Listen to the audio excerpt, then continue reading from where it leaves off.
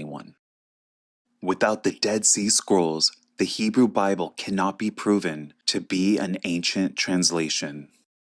which makes their so-called original Hebrew Bible much newer than the ancient and more authoritative Greek Old Testament Septuagint LXX, which was translated 300 years before Christ in 285 BC.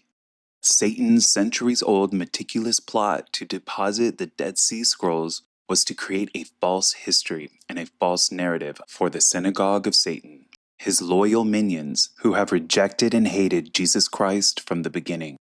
This false narrative of the Dead Sea Scrolls was to create proof that the same modern Hebrew block script that is written today in Israel is much older than it actually is.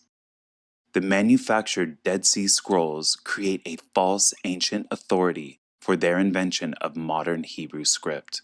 a language that they engineered for Kabbalah witchcraft, divination, gematria, which ironically are all things prohibited in the Bible.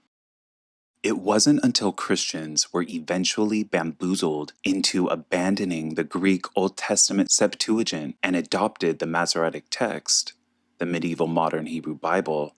that they were then introduced to the concept of the Kabbalah's Tetragrammaton,